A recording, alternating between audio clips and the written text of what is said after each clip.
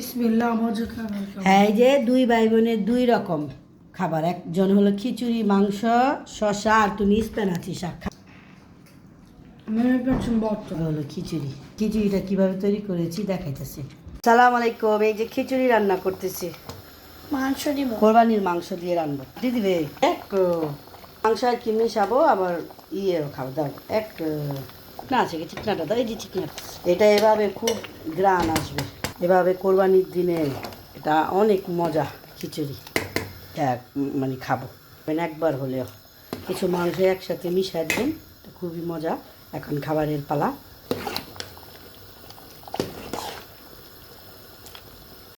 খেয়ে দেখো তাম্মু কেমন হয়েছে। ও আবার এটা অনেক পছন্দ করে।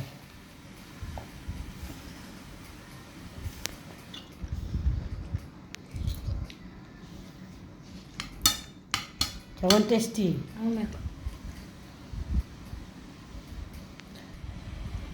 সবাই খিচুড়িটা মাংস বোনা মাছ দিয়ে খাইবে কেনা অনেক মজা। তুমি না আবার বিয়েওয়ালা চিপল্লা নাও।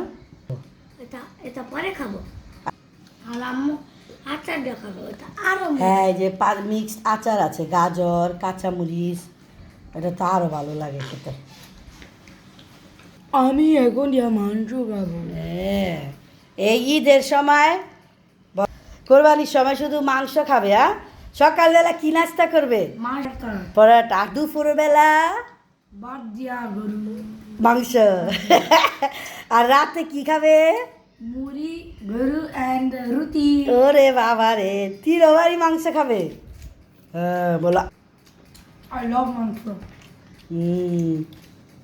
এই যে দুই ভাই বোনে খাইতেছে। এই যে ছুটির দিন তো সবসময় এই যে একসাথে এক্সট্রা এটা ই থাকে না। এটা স্পাইনিশ দাও। এটা ইনাফি স্প্যানাচি দিবে। ওকে, টেস্ট হয়েছে। ও আবার স্প্যানাচি শাক মাংস সব মিশিয়ে খাইতেছে। তোমার এই শাকটা খুব ভালো লাগে না? জানো স্প্যানাচি শাক শরীরের জন্য কত শক্তি। ও আবার অন্য কিছু খাক না খাক, এই শাকটা খুব পছন্দ করে। সবাই খাবে অনেক মজা। রেসিপি ফলো করবে, অনেক খাবে। আর এই যে আনা আফিল তো খাইতেছে খুব মজা করে খিচুড়ি। আমান কি খাবে? ভাত মাংস খাবে না খিচুড়ি খাবে? ভাত। ওকে,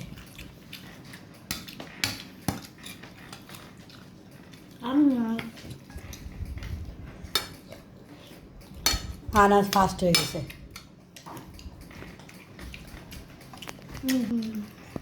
আমার অনেক টেস্টি।